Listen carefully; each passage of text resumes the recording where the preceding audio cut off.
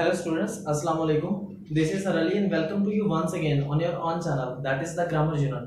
जैसा कि आप लोगों को पता होगा कि मैंने प्रीवियस वीडियो में पर्सनल प्रोनाउन को डिस्कस किया था और पर्सनल प्रोनाउन से जितने भी केसेस होते हैं सब्जेक्टिव, ऑब्जेक्टिव, पॉजेसिव सबको डिस्कस किया था.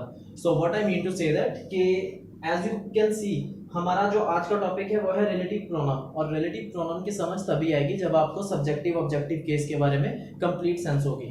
ओके तो जिसने वो प्रीवियस वीडियो नहीं देखा सबसे पहले वो जाके वीडियो देखेगा फिर वो ये वाला पार्ट देखेगा. रिलेटिव प्रोनाउन सबसे पहले देख लो कि कितने किस्म के होते हैं.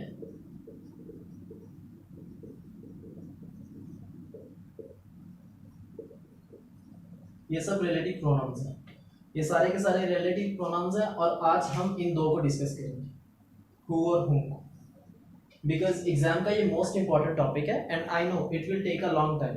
ये काफी टाइम लेने वाला है और चीज को थोड़ा कर लेंगे लेकिन इसको हर प्रोज एंड कॉन से देखेंगे, हर उसका एस्पेक्ट देखेंगे ताकि आपको नेक्स्ट इसको लेकर के कोई भी डाउट नहीं रहेगा. इंशाल्लाह आज की वीडियो के बाद आपको हु और हुम का कॉन्सेप्ट कभी भी नहीं, मतलब इसके बारे में कोई कंफ्यूजन नहीं रहेगी, कभी भूलेगा नहीं. चलो ये भी करेंगे, बारी बारी सबको डिस्कस कर लेंगे. ओके तो नो नीड टू वरी, सबको डिस्कस करेंगे.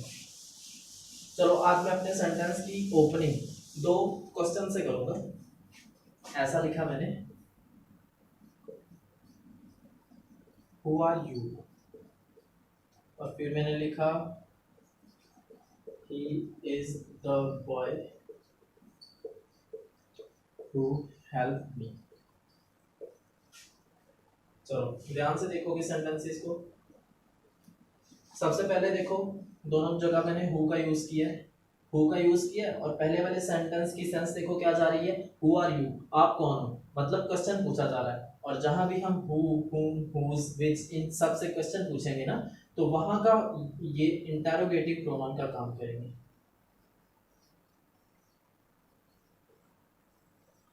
पी मैंने शॉर्ट फॉर्म डाला प्रोनाउन की और यहाँ का हु देखो, यहाँ का हु तो रिलेटिव प्रोनाउन का काम करेगा. कैसे पता लगा मैं बता रहा हूँ.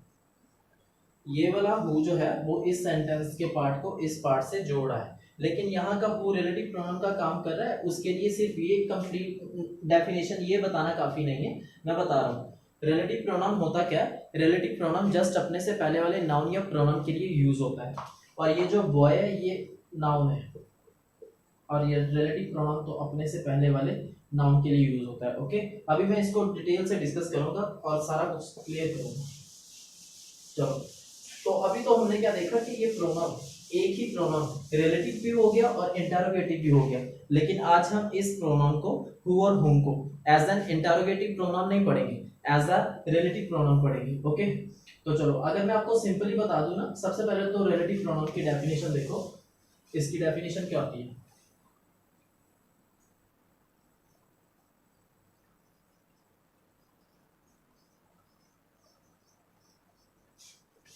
relative pronoun is the word which relates, I hope it is visible, which relates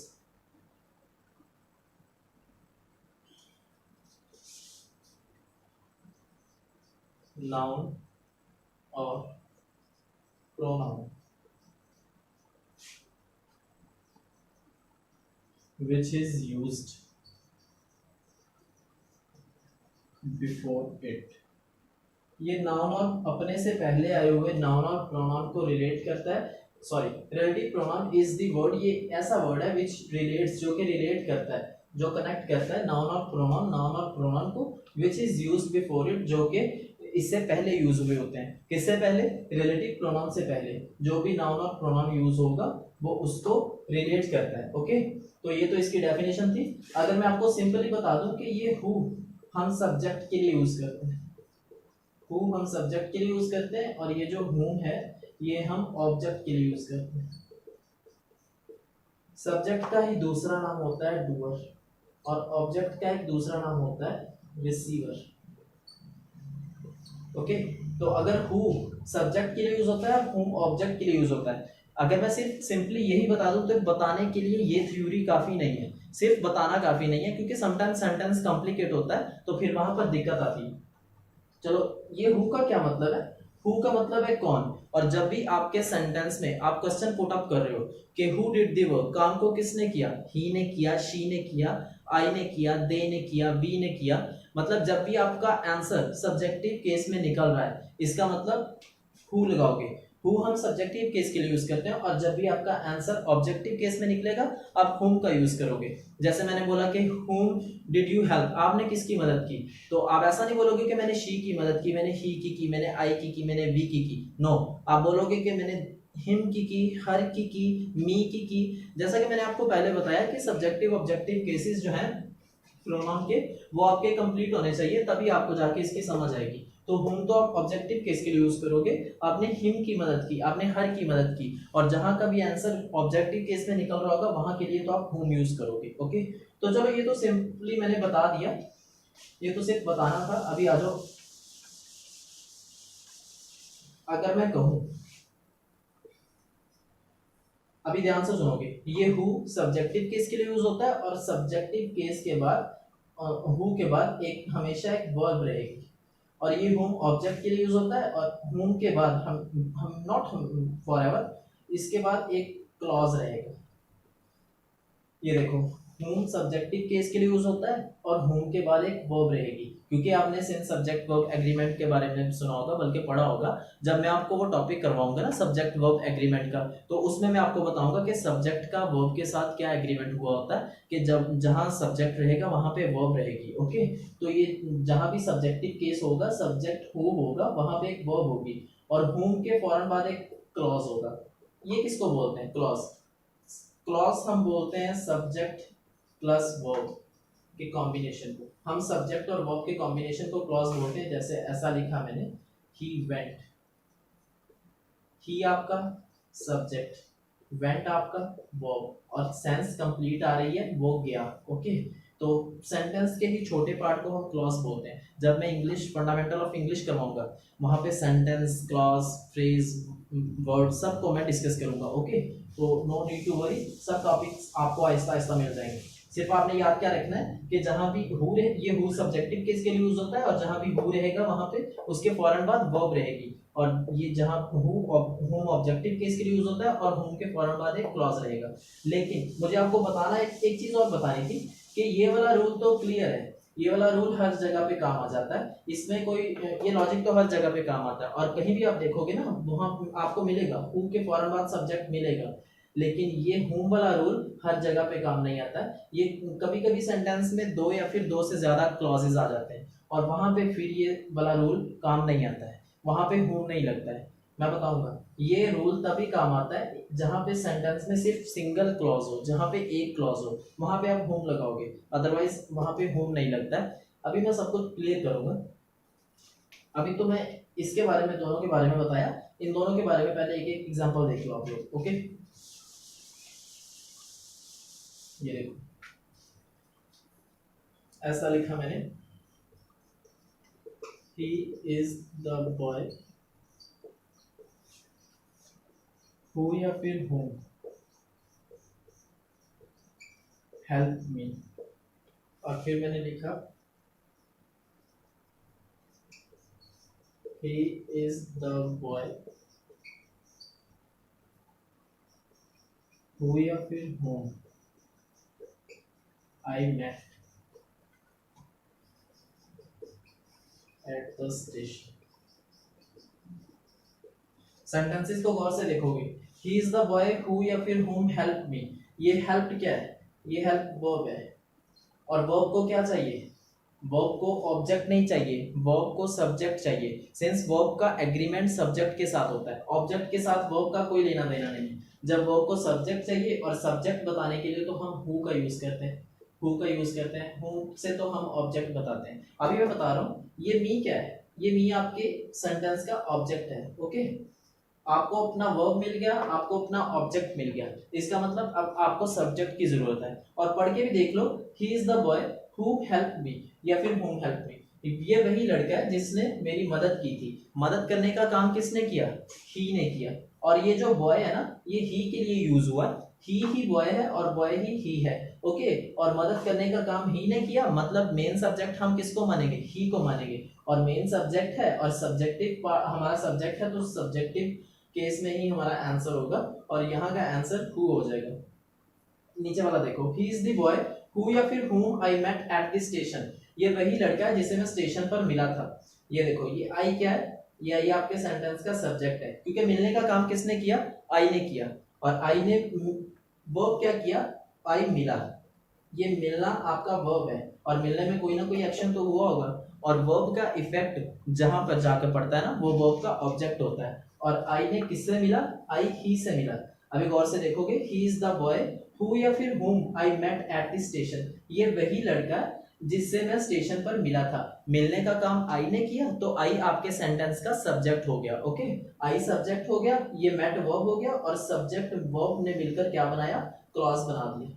और आपको अपना सब्जेक्ट मिल गया, आपको अपना वर्ब मिल गया, हाँ आपको अपना वर्ब मिल गया। इसका मतलब अब ये आपको ऑब्जेक्ट की जरूरत है, और आई किससे मिला था, आई ही से मिला था, और यहाँ पे होम हो जाएगा, होम। और मैंने क्या बोला था कि रिलेटिव प्रोनाउन अपने से पहले वाले नाउन या प्रोनाउन के लिए यूज होता है। यहाँ पर ये हु अपने से पहले वाले नाउन के लिए यूज हुआ था, क्योंकि बॉय एक नाउन है, और यहाँ पर होम अपने से पहले वाले नाउन के लिए यूज हो रहा है, ये बॉय एक नाउन है। ये बॉय हमारे सेंटेंस का सब्जेक्ट है, सॉरी ऑब्जेक्ट है, और यहाँ पर तो ये बॉय हमारे सेंटेंस का सब्जेक्ट था। जहां पर सब्जेक्ट था तो हु लगा दिया, और जब ऑब्जेक्ट हुआ तो हुम लगा दिया। और देखो रूल भी काम आ गया, मैंने बताया था जहां पर हु रहेगा, वहां पर एक वर्ब लाजमी रहेगी, हु के फौरन बाद एक वर्ब आएगी, और हु के बाद तो हेल्प वर्ब आ रहेगी। और जहां पर भी हुम रहेगा ना, हुम के फौरन बाद एक क्लॉज आएगा, और क्लॉज आई और मेट मिलकर क्या बनाया, सब्जेक्ट वर्ब ने मिलकर एक क्लॉज बनाया, और हुम के फौरन बाद एक क्लॉज आ रहा है। ओके, तो ये तो रूल यहाँ पर काम आ गया, और ये तो अभी मैंने थोड़ा आपको इजी वाला एग्जांपल दिया। चलो अभी हम एग्जांपल्स थोड़े और करते हैं। अभी मैं फिर आपको इजी वाला एग्जांपल दूंगा। चलो अभी तो हमने हु और हुम को देखा। हु सब्जेक्टिव केस के लिए यूज होता है, और हु के फौरन बाद एक वर्ब रहेगा, और हुम ऑब्जेक्टिव केस के लिए यूज होता है, हुम के फौरन बाद एक क्लॉज रहेगा। लेकिन हु वाला रूल तो चलो हर जगह काम आता है, हु के बाद एक वर्ब रहेगा, ये आपको मिलेगा हर जगह। लेकिन हुम के बाद एक क्लॉज आता है, ये हर जगह काम नहीं आता है। कभी कभी सेंटेंस में ज्यादा क्लॉज होते हैं, तो फिर वहां पर हुम ना लग करके हम हु को यूज करते हैं, ये मैं बताऊंगा आगे।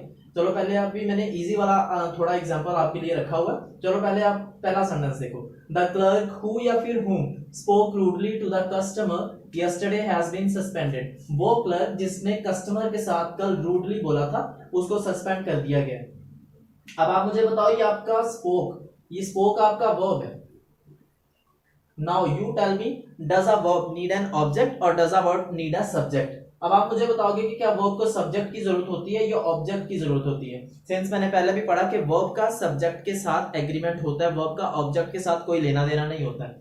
और जैसा कि मैंने आपको पहले भी बताया, जहां पे हु के फौरन बाद एक वर्ब रहेगा, और ये वर्ब है, और यहाँ पर तो हु हो जाएगा, हु।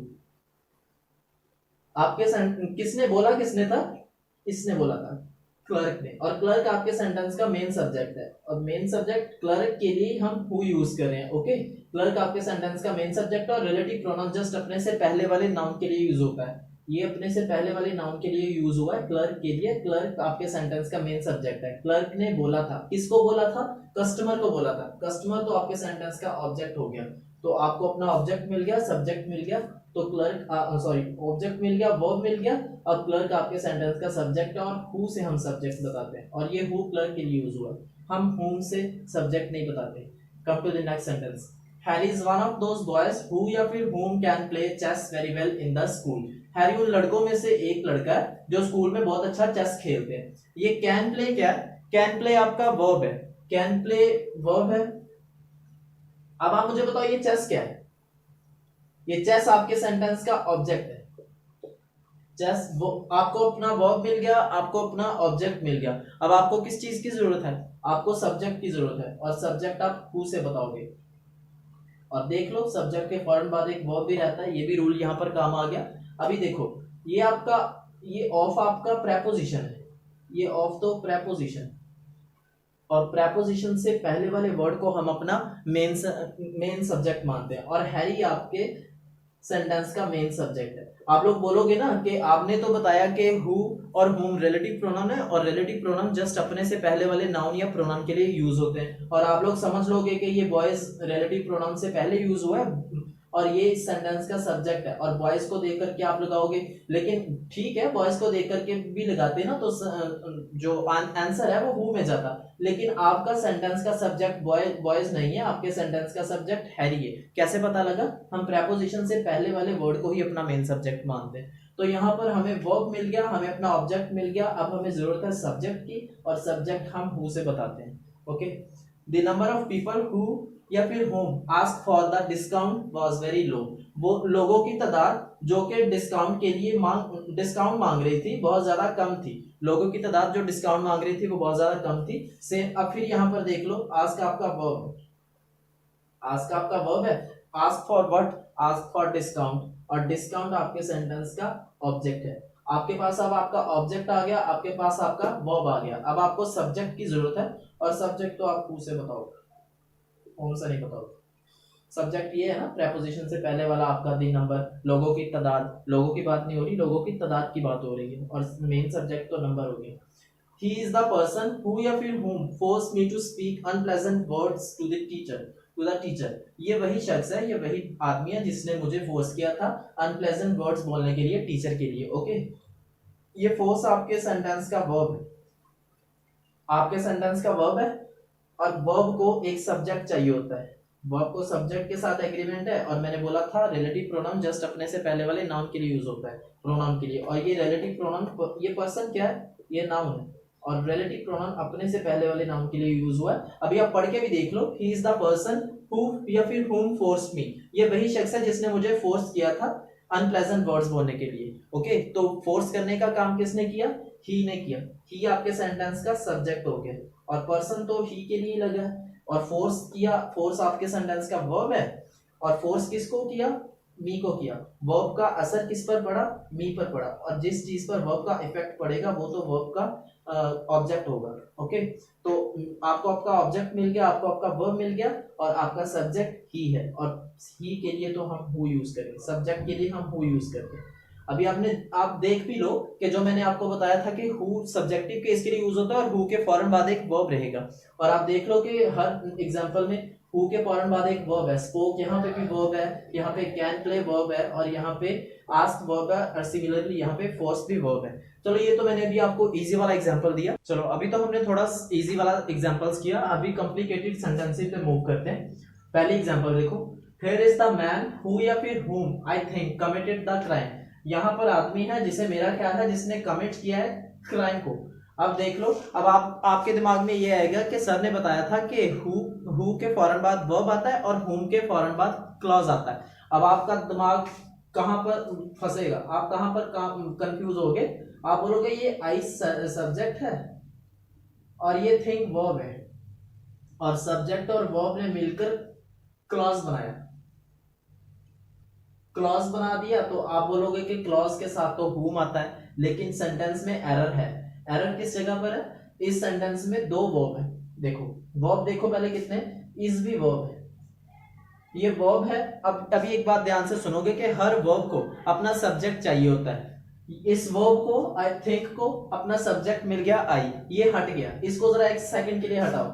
ये वाली वर्ब को अपना सब्जेक्ट चाहिए। हियर इज द मैन, ये इज किसके लिए यूज हुआ है? ये इज मैन के लिए यूज हुआ है, और मैन इसका सब्जेक्ट है, और ये भी वर्ब सब्जेक्ट वर्ब मिलकर क्लॉज बनाया, ये भी हट गया। ओके, अभी एक सेकंड के लिए देखो, ये कमिटेड क्या है? कमिटेड वर्ब है, कमिटेड वर्ब है, और कमिट क्या किया? क्राइम को कमिट किया। ओके, क्राइम तो आपका ऑब्जेक्ट हो गया। अभी आप देखो कि वर्ब को किस चीज की जरूरत है? ऑब्जेक्ट की जरूरत है कि सब्जेक्ट की जरूरत है? नो डाउट हर वर्ब को अपना सब्जेक्ट चाहिए, मैंने पहले भी बताया, और हमारा ऑब्जेक्ट तो हमें मिल गया, क्राइम हमारा ऑब्जेक्ट मिल गया। अब हमारे पास एक वर्ब है और इसको सब्जेक्ट चाहिए। अभी अगर मैं इस आई थिंक को बीच में से हटा रहा हूं ना, अभी फिर फिक्रा पढ़ के देखो आप लोग। हियर इज द मैन, यहाँ पर आदमी है, हु कमिटेड द क्राइम होगा या whom कमिटेड द क्राइम होगा? क्योंकि मेन सब्जेक्ट क्या है? मेन सब्जेक्ट हमारा मैन है, और मैंने आपको पहले भी बताया कि रिलेटिव प्रोनाउन से जस्ट पहले वाले नाउन या प्रोनाउन के लिए रिलेटिव प्रोनाउन हम यूज करते हैं। और पहले वाला नाउन क्या है, ये मैन है, और मैन आपके सेंटेंस का मेन सब्जेक्ट है। मैन ने ही कमिट क्या किया, जुर्म किया मैन ने, और हमें अपना ऑब्जेक्ट मिल गया, हमें अपना वर्ब मिल गया। अब हमें सब्जेक्ट चाहिए तो हम सब्जेक्ट हु से बताते हैं, हम होम से नहीं बताते। अभी देख लो कि सब्जेक्ट सेंटेंस में क्लॉज होते हुए भी मैंने होम नहीं लगाया, मैंने हु लगाया। क्यों? क्योंकि इस सेंटेंस में एक क्लॉज नहीं था, एक क्लॉज ये बन रहा था, एक क्लॉज ये बन रहा था, और तीसरा क्लॉज हमारा ये चल रहा था। ये आपके पास वर्ब है, और वर्ब को फिर हमें सब्जेक्ट चाहिए था वर्ब के लिए, और सब्जेक्ट के लिए हम हु यूज करते हैं। इसको समझने के लिए बस आपके सब्जेक्टिव ऑब्जेक्टिव केसेस जो है ना, वो बहुत अच्छे तरीके से कंफर्म होने चाहिए, क्योंकि थोड़ा आईक्यू लेवल भी बढ़ाना पड़ेगा इसको समझने के लिए। बाकी ये कोई रॉकेट साइंस नहीं है। जरा दूसरे सेंटेंस पर आओ। She is the women, confuse नहीं होना है, she is the women who या फिर whom Stacey recommended for this position. ये वो औरत है जिसको स्टेसी ने रेकमेंड किया था फॉर दिस पोजीशन के लिए। अब आप मुझे बताओ कि आपके सेंटेंस का सब्जेक्ट स्टेसी है, सब्जेक्ट स्टेसी है, और ये रेकमेंडेड क्या है, वर्ब है, और सब्जेक्ट वर्ब ने मिलकर क्लॉज बना दिया। और आप बोलोगे क्लॉज है तो whom लगा दो, लेकिन नहीं। देखो सेंटेंस की सेंस देखो क्या आ जा रही है। स्टेसी हमारे सेंटेंस का सब्जेक्ट है क्योंकि इसने रेकमेंड किया था। रेकमेंड किसको किया था? रेकमेंड वुमेन को किया था, और वुमेन यहां पर एज एन ऑब्जेक्ट यूज हुआ है। ये वुमेन ऑब्जेक्ट है आपका, ओके। क्योंकि मैंने ऊपर भी बताया कि रिलेटिव प्रोनाउन से जस्ट पहले वाला नाउन या प्रोनाउन आप उसी को देखते हो, और वो चाहे सब्जेक्टिव केस में हो या ऑब्जेक्टिव केस में हो। तो रिलेटिव प्रोनाउन से जस्ट पहले वाला ये जो नाउन है ना, इसके लिए हमने रिलेटिव प्रोनाउन का यूज करना है, इसी के लिए यूज करना है। अब आप कहोगे कि शी इज द वुमेन, ये आपके सेंटेंस का सब्जेक्ट है वुमेन, लेकिन ये सब्जेक्ट नहीं है सेंटेंस का। सेंटेंस का सब्जेक्ट स्टेसी है। स्टेसी ने कुछ रेकमेंड किया, और रेकमेंड क्या किया? वुमेन को रेकमेंड किया। अभी आप जरा फिक्रे की सेंस को भी देखो। पहले तो ये देखो होम हो जाएगा, होम।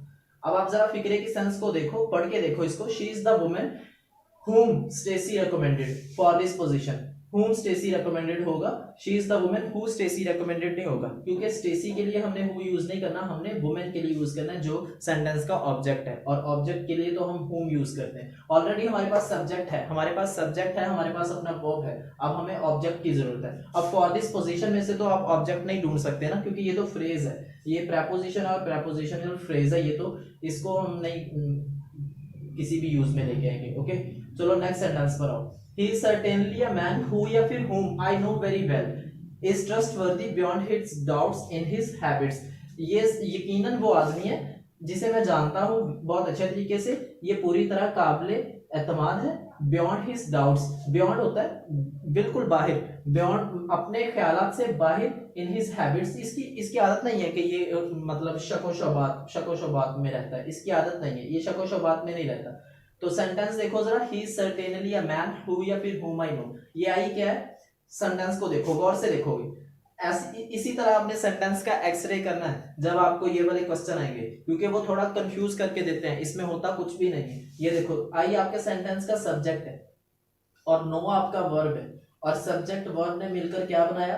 क्लॉज बनाया। लेकिन आप इसी क्लॉज की बेस पर डिसाइड नहीं करोगे कि whom आएगा या who आएगा। ये वेरी वेल तो आई के लिए यूज हुआ है, आई के लिए यूज हुआ है, मतलब आई नो वेरी वेल, आई उसे जानता है, आई उसे वेरी वेल जानता है, तो इसको तो हटाओ, इसको हटा दो, आई नो वेरी वेल को हटा दो। अब जरा सेंटेंस पढ़ के देखो, सेंटेंस बहुत इजी हो जाएगा।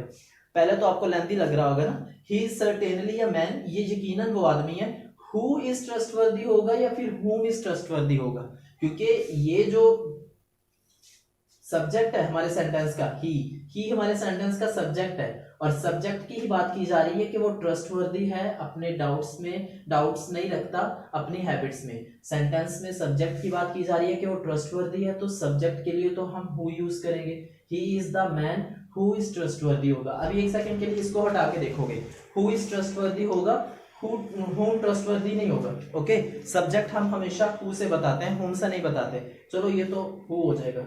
अभी come to the next sentence, may I know to who या फिर whom आई एम स्पीकिंग। ये तो इजी है, ये सेंटेंस इजी है, क्योंकि ये देखो टू आपका प्रेपोजिशन है, और प्रेपोजिशन के बाद टू प्रेपोजिशन है, और प्रेपोजिशन के बाद आप सब्जेक्ट का यूज करते हो या ऑब्जेक्ट का यूज करते हो? प्रेपोजिशन के बाद हमेशा हमेशा ऑब्जेक्टिव केस आता है, ऑब्जेक्ट आता है। तो देख लो होम, कुछ आपका ऐसा भी होता है ना कि सिर्फ आपको ये रूल बेस आ जाते हैं, लेकिन कुछ आपके कॉन्सेप्ट भी क्लियर होने चाहिए कि प्रेपोजिशन के बाद हमेशा ऑब्जेक्टिव केस आता है। तो देखो अभी हमें इस सेंटेंस को करने की जरूरत नहीं पड़ी, बिकॉज प्रेपोजिशन टू प्रेपोजिशन है और टू के बाद हमेशा ऑब्जेक्टिव केस आएगा और सब्जेक्टिव केस तो नहीं आएगा। ये हु से हम सब्जेक्ट बताते हैं, होम आएगा, होम ऑब्जेक्टिव केस बताता है। चलो next come to the last sentence, he is the man who या फिर whom I know has helped my son in his final examination। ये वो आदमी है जिसे who या फिर whom I know मैं जानता हूँ, has helped जिसने हेल्प की है, my son मेरे बेटे की, in his final examination उसके फाइनल जो एग्जाम थे उसमें। ये I क्या है, सब्जेक्ट है, नो क्या है, वर्ब है, क्लॉज बन गया, इसको हटाओ, अभी एक सेकंड के लिए इसको हटाओ। अब सब सेंटेंस को देखो जरा रीड करके, ही is the man who has helped my son आएगा या whom has helped my son आएगा। सेंटेंस का सब्जेक्ट ही है, ही ने मदद की थी, मदद किसकी की थी, सन की थी, बेटे की थी, और बेटा तो ऑब्जेक्ट हो गया जिस, और हेल्प ये देखो हैज हेल्प्ड आपका वर्ब है, मदद की थी तो ये वर्ब है, हमें आप अपना वर्ब मिल गया, हमें अपना ऑब्जेक्ट मिल गया। इसका मतलब अब हमें सब्जेक्ट की जरूरत है, और सब्जेक्ट तो हम ही से बताते हैं, ही इज द, सॉरी सब्जेक्ट तो हमारा ही है, और ही के लिए तो हम फिर हु यूज करेंगे, हु यूज करेंगे, whom नहीं यूज करेंगे, क्योंकि ऑलरेडी हमारा सब्जेक्ट सन है हमारे पास, हमें ऑलरेडी हमारा ऑब्जेक्ट सन है हमारे पास, हमें अब सब्जेक्ट चाहिए, सब्जेक्ट हम हु से बताते हैं, whom से नहीं बताते। ओके चलो अभी तो मैंने आपको ये सारा कॉन्सेप्ट बता दिया, और कंफ्यूज नहीं होना है, कंफ्यूज नहीं होना है इसको लेकर के। अगर एक बार में वीडियो समझ नहीं आ रही ना, तो दूसरी बार फिर देखो, वीडियो को वॉच करो, वीडियो को दोबारा देखो, आपको इंशाल्लाह चीजें जो है वो समझ आनी शुरू होंगी, आपके जहन में पेनिट्रेट होना शुरू होंगी चीजें। ओके तो चलो आज हमने ये वाला रूल कर लिया खत्म, अब हम नेक्स्ट वीडियो में नए कॉन्सेप्ट के साथ मिलेंगे। ओके तो अगर आपको मेरी वीडियो पसंद आ रही है तो इसे प्लीज लाइक कर दें और शेयर करें, और इसको सब्सक्राइब भी कर लें ताकि आपको हर वीडियो का नोटिफिकेशन मिले।